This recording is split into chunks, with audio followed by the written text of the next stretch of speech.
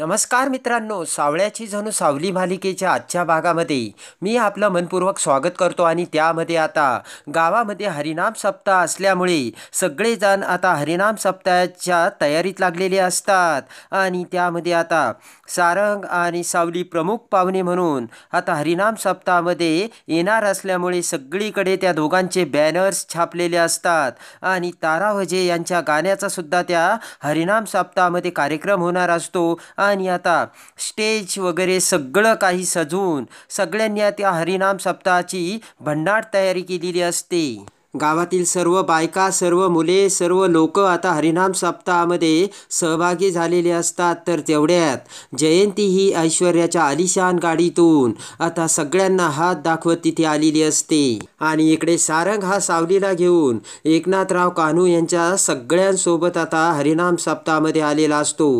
एकनाथराव आता सगळ्या गावकऱ्यांना हात जोडून नमस्कार करतात. तर सारंग आता सगळ्यांकडे बघू लागतो. पटकन आता रामभाऊ म्हणतात की सारंग सर आणि सावली यांची ओवाळणी करा. तर पटकन दोन बायका आता समोर येतात आणि सारंग सावलीला ओवाळू लागतात. मोठ्या प्रेमाने आता सावलीच्या बागेमध्ये कुंकू भरून आता सारंगला आता गंध लावून आता सारंग आणि सावलीची ओवाळणी केलेली असते. त्याच वेळेस मात्र ऐश्वर्या तिचं तोंड वाकडं करते. त्यानंतर आता रामभाऊ सारंग आणि सावलीला त्यांचे स्वागत करून आतमध्ये यायला सांगतात. पटकन आता सारंग आणि सावलीसोबत सगळेजण आतमध्ये जातात. इकडे आता जगन्नाथ त्याच्या बेडरूममध्ये एकटाच विचार करत बसलेला असतो. आणि तो विचार करत बसलेला बघून जगन्नाथची बायको म्हणते की तुम्ही असं काय विचार करतायत. तेव्हा आता जगन्नाथ म्हणतात की त्याचं काय आहे ना, प्रत्येक व्यक्तीचा एक सेपरेट ठराविक कार्यकाळ असतो. प्रत्येक जीवाचा जगण्याचा एकमेव असा उद्देश असतो. पण काही जीव विनाकारण भरकटत असतात. आणि त्यातीलच एक म्हणजे भैरवी वजे, असे आता जगन्नाथ त्याच्या बायकोला समजावू लागतो. जगन्नाथची बायको म्हणते की अहो, तुम्हाला म्हणायचं तरी काय, स्पष्ट सांगा ना, कोड्यात काय बोलता. तेव्हा आता जगन्नाथ म्हणतो की उद्या कार्यक्रम होणार आहे. तेव्हा त्या कार्यक्रमामध्ये भैरवी वजेचा खेळ मला कायमचा संपवायचा आहे. ते ऐकून आता जगन्नाथची बायको म्हणते की काय करणार आहात तुम्ही. जगन्नाथ म्हणतो की उद्या त्या कार्यक्रमामध्ये सगळे गावकरी आणि सगळ्या बायका आता सहभागी होणार आहेत. जगन्नाथ म्हणतो की त्या कार्यक्रमामध्ये माझे सुद्धा 2 खास माणसं असणार आहेत. तेव्हा आता जगन्नाथची बायको म्हणते की नेमकं ते माणसं काय करणार आहात. तेव्हा आता जगन्नाथ म्हणतो की उद्या छान कार्यक्रम होणार आहे. TV वरती, रेडिओवरती सगळीकडे बातम्या छापणार आहेत.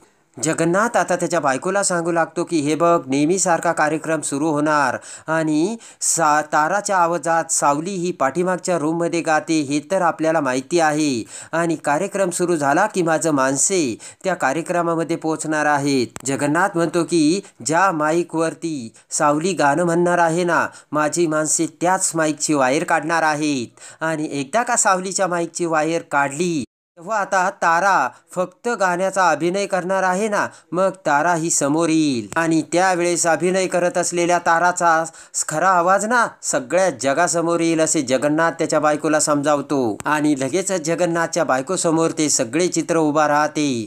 पाठीमागे आता सावली माईक धरून कसे गाणे म्हणत असते, तर पुढे तारा त्या गाण्याचा कसा अभिनय करत असते, हे सगळं चित्र डोळ्यासमोर येऊन सावली आता माझे माहेर ग पंढरी हे अत्यंत ताल आणि सुरामध्ये गाणं गात असते. आणि आता आतमध्ये त्या रूममध्ये सावली गात असते आणि इकडे तारा भन्नाट त्या गाण्यावरती अभिनय करत असते. आणि सगळे श्रोते, सगळे गावकरी आता ताराचे ते गाणे ऐकत असतात. आणि त्याच वेळेस जगन्नाथचे ते 2 माणसे आता सावलीच्या माईकची वायर कट करतात. आणि वायर काढता क्षणीच ताराचा खरा आवाज सगळ्यांसमोर आलेला असतो. आणि सगळे गावकरी आता गोंधळून जातात, ताराकडे बघू लागतात. पटकन आता सगळे गावकरी उठून उभा राहतात आणि एकमेकांसोबत आता चर्चा करू लागतात, हा कसला आवाज आणि हा कोणता आवाज. आणि त्याच वेळेस आता ताराचे सत्य सगळ्यांसमोर कसे येणार हे सगळं आता जगन्नाथच्या बायकोला आठवतं. तेव्हा आता जगन्नाथ त्याच्या बायकोला म्हणतो की समजलं का आता तुला, ताराचा खरा आवाज कसा समोर येणार. तेव्हा आता ते सगळं आठवून जगन्नाथची बायको एकदम खुश झालेली असते. जगन्नाथ म्हणतो की त्यानंतर सगळे गावकरी सावलीला घेऊन पुढे येतील. आणि सावलीला घेऊन पुढे येण्यासाठी आपली माणसे यामध्ये पुढाकार घेणार आहेत. जगन्नाथची बायको म्हणते की अहो पण सावलीने तुम्हाला काय सांगितलं माहिती आहे ना, यामध्ये तुम्हाला अजिबात पडायचं नाही हे तिने तुम्हाला बजावून सांगितलं. तेव्हा आता जगन्नाथ म्हणतो की तू काय मग तिचंच ऐकणार आहे का? जगन्नाथ म्हणतो की आपली सावली ना खूप साधीभोळी आहे ग. जगातल्या चॅप्टर लोकांचे छक्के पंजे तिला कळत नाही. अगं तिला बाकीचं सुद्धा काहीच कळत नाही. ती एकदम सरळ मार्गाने चालते. जगन्नाथ म्हणतो की पण हा तिचा बाप कायम तिच्या पाठीशी उभा आहे, एवढं सगळ्यांनी लक्षात ठेवावं. जगन्नाथ म्हणतो की आता काही जरी झालं तरी सत्य आणि असत्याच्या या लढाईमध्ये सत्य हे जगासमोर येणार. जगन्नाथची बायको म्हणते की अहो पण हे सत्य जर सावलीला कळलं तर सावली तेवढ्यात पटकन जगन्नाथ म्हणतो की काय करील, नाराज होईल, आयुष्यभर माझ्याशी बोलणार नाही एवढंच ना, ते सगळं मला चालेल आणि मला मान्य आहे, पण काही जरी झालं तरी सावलीचं सत्य आता मला जगासमोर आणायचंच, असे आता जगन्नाथ त्याच्या बायकोला सांगतो. ती माझ्याबरोबर नाही बोलली तरी चालेल, पण माझ्या लेकीला मी आयुष्यभर असं करून सुखी केलेलं असेल एवढं लक्षात घे. आणि सावलीचा आवाज हीच खरी सावलीची ओळख आहे आणि ती ओळख मी तोपर्यंत जगासमोर आणून दिलेली असेल, असे जगन्नाथ त्याच्या बायकोला समजावतो. जगन्नाथची बायको त्यावरती एक तोडगा काढते आणि म्हणते की पण हे सगळं करूस्तवर तुम्ही जर सारंगला हे सगळं सत्य सांगितलं तर. तेव्हा आता जगन्नाथ म्हणतो की अगं सारंगला जर हे सत्य सांगितलं तर सारंग सावलीला गायला सांगेल आणि आपली सावली तुला माहिती आहे ना किती हट्टी आहे, ती काय सारंग समोर गाणार आहे का? जगन्नाथ म्हणतो की पण तिला हे माहिती नाही तिचा बाप तिच्यापेक्षा डबल हट्टी आहे आणि मी आता एक घाव दोन तुकडे करणारच, असे आता हसतच जगन्नाथने त्याच्या बायकोला सांगितलेलं असतं. आणि पटकन आता जगन्नाथ त्याच्या माळेला हात लावतो आणि म्हणतो की देवा जरा लक्ष ठेवा. तेव्हा आता जगन्नाथची बायको देखील खुश झालेली असते. इकडे आता रामभाऊ सारंग सावली सगळ्यांना हात जोडून आतमध्ये आणतात. एकनाथराव सगळ्यांचे स्वागत करतात आणि सगळ्यांना आता आतमध्ये आणून बसावयास सांगतात. इकडे आता सखदेव सुद्धा आतमध्ये येऊन बसलेला असतो, पण जगन्नाथने पाठवलेल्या त्या माणसाला आता सखदेव बघतो आणि तो माणूस जगन्नाथचा असल्याचे त्या माणसाने कान्हूला सांगितल्याचे आता सखदेवच्या लक्षात येते. तेव्हा आता सखदेव म्हणतो की हा माणूस इथे काय करतोय.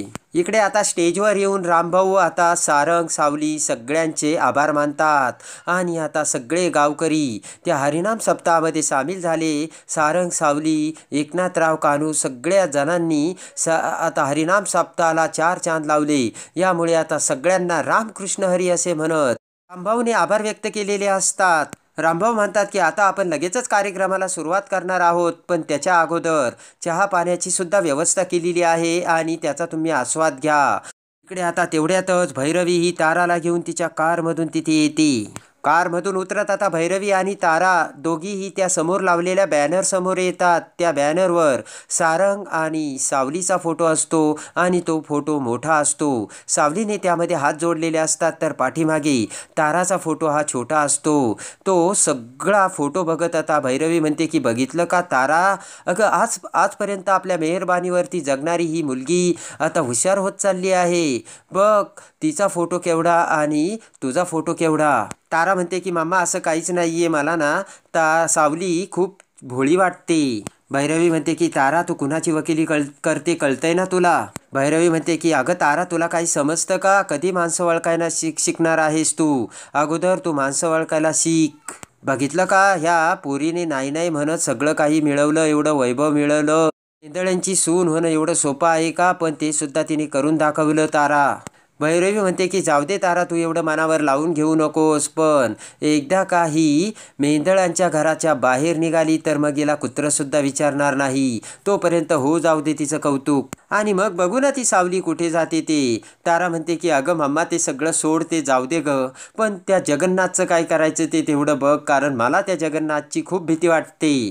भैरवी म्हणते की तारा तू एवढं घाबरतेस कशाला आणि प्रत्येक गाण्याच्या वेळेस तू त्या जगन्नाथची कशाला आठवण काढते. आजपर्यंत त्याने काय काय केलं, पण तुझ्या मामाने ते कधी पूर्ण होऊ दिलंय का. भैरवी म्हणते की जगन्नाथने आजपर्यंत जे काही केलं त्याला मी पुरून उरले आहे, तेव्हा तू काही काळजी करू नकोस. त्या जगन्नाथची मजल कुठपर्यंत आहे ते मला चांगलंच ठाऊक आहे, तू फक्त तुझ्या गाण्यावरती कॉन्सन्ट्रेट कर, असे म्हणत आता भैरवी ताराला आतमध्ये घेऊन जाते.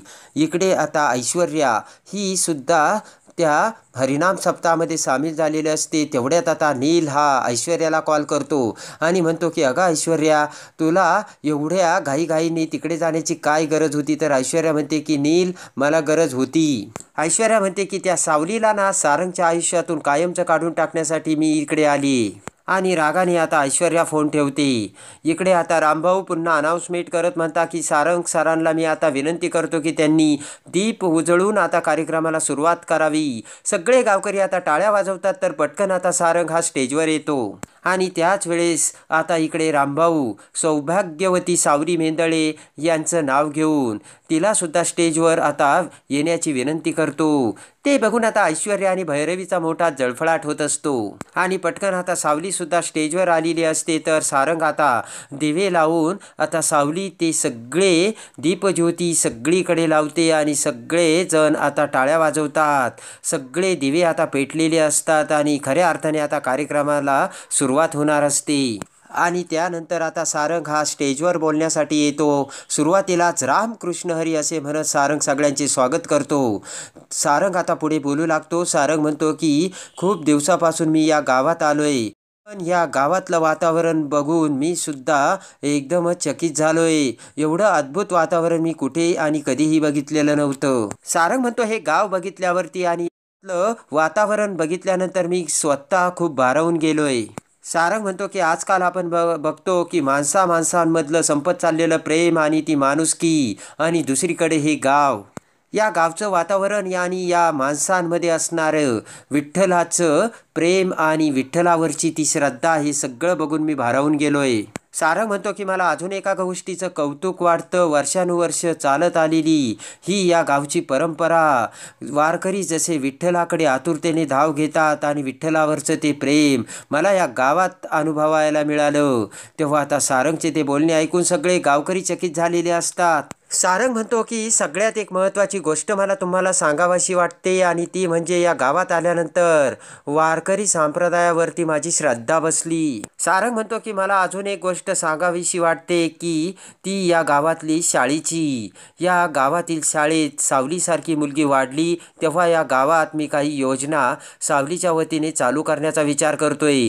ते ऐकून मात्र ऐश्वर्या आणि भैरवीचा तर जळफळाटच झालेला असतो आणि इकडे सगदेव, सोहम, बबलू सगळेजण खूप खुश झालेले असतात. आणि तेवढ्यात आता सारंग म्हणतो की रूपम कॉस्मेटिकच्या वतीने या गावासाठी मला जे जे काही करता येईल ना ते सगळं मी करील. तेव्हा आता सारंगचे ते वाक्य ऐकून ऐश्वर्या मोठे डोळे करून सारंगकडे बघू लागते आणि ऐश्वर्याच्या पायाखालची सरकलेली असते ती जमीन. आणि फुल ना फुलाची पाकळी म्हणून सुरुवातीलाच या गावाच्या विकासासाठी मी 10 लाखाचा चेक देतो असे सारंग आता डिक्लेअर करतो. सारंगचे ते बोलणे ऐकून सगळे गावकरी खुशीने आता वेडे झालेले असतात. पटकन सगळेजण आता टाळ्या वाजवतात. एकमेकांमध्ये आता कुजबूज सुरू झालेली असते आणि आता सगदेव, एकनाथराव, रामभाऊ सगळ्यांना खूप आनंद झालेला असतो. पटकन आता सारंग हा बबलूला हाक मारतो. तर बबलू हा चेकबुक घेऊन आता स्टेजवर येतो. त्यामधील चेक फाडत 10 लाखाचा चेक सारंग आता रामभाऊच्या हातात देतो आणि सारंगने तो चेक दिलेला बघून सगळे गावकरी आनंदून गेलेले असतात आणि सगळेजण टाळ्या वाजवतात. आणि आता सारंग हा पुन्हा खाली जाऊन बसता. जिकडे रामभाऊ म्हणतात की पैशाने जेवढा माणूस श्रीमंत असतो ना तेवढा मनाने सुद्धा श्रीमंत असायला हवा, आणि तोच अनुभव याची देही याची डोळा हे आपण सारंग साहेबांच्या रूपात बघितलं. तेव्हा पुन्हा सगळेजण आता टाळ्या वाजू लागतात. आणि त्यानंतर आता रामभाऊ हे स्टेजवर येतात आणि म्हणतात की मी फक्त 2 ओळी सांगण्याचा तुम्हासमोर प्रयत्न करणार आहे. आणि लगेचच आता एकनाथराव बोलू लागतात. एकनाथराव म्हणतात काय तुझे उपकार विठ्ठला पांडुरंगा, आणि तुझे हे उपकार मी जगामाजी सांगूया. एकनाथराव म्हणतात की पांडुरंगा, तू जे जे आम्हाला दिलं त्याच्या बदल्यात आम्ही तुला काहीच देऊ शकत नाही. एकनाथराव आता सारंगचे सुद्धा कौतुक करतात आणि म्हणतात की सारंग सारंगसारखा जावई मिळणं म्हणजे हे माझं भाग्य. आणि त्यांच्यामध्ये साधेपणाच्या माणुसकीचं सुद्धा आज दर्शन झालं. आणि एवढे बोलून आता एकनाथराव त्यांचे 2 शब्द पूर्ण करतात. पुन्हा आता सगळे गावकरी टाळ्या वाजवतात आणि ऐश्वर्या ते सगळं बघत असते आणि विचार करते की मला वाटतंय की सारंग आणि सावलीमध्ये जास्तच जवळीक व्हायला लागली. ऐश्वर्या विचार करते की लवकरच मला काहीतरी करावं लागेल, नाही तर ही मुलगी सारंगला लवकरच तिच्या जाळ्यात ओढेल. ऐश्वर्या म्हणते की लवकरच या सावलीचं काहीतरी करायला हवं. त्यानंतर आता रामभाऊ म्हणतात की या कार्यक्रमाचं अजून एक आकर्षण म्हणजे तारा वजे यांचं गाणं. आणि आता तारा वजे यांच्या गाण्यासाठी आणि ते गाणं ऐकण्यासाठी सगळ्यांनी हजर राहावी असे रामभाऊ आता विनंती करतात. आणि आता तेवढ्या टाळ्या वाजवत असताना भैरवी ही सावलीकडे बघते आणि सावलीला खुणावते आणि सावलीला पाठीमागे जायला सांगते. तेव्हा आता सावलीसुद्धा मानेने होकार देते. तर आता तारा वजे या ही गाणे गाण्यासाठी आता स्टेजवर येऊन आतमधल्या रूममध्ये आता सावली जाताच आता जगन्नाथचे ते 2 खास माणसे आता लाऊडस्पीकरची वायर कशी कट करणार आणि ताराच्या गाण्याचे सत्य सगळ्यांसमोर येऊन सावली हीच गान कोकिळा असल्याचे सत्य सारंगसमोर कसे येणार हे बघण्यासाठी आणि सावळ्याची जणू सावली मालिकेच्या डेली अपडेटसाठी बेल नोटिफिकेशनवर क्लिक करून आपल्या चॅनलला लाईक करा, सबस्क्राईब करा.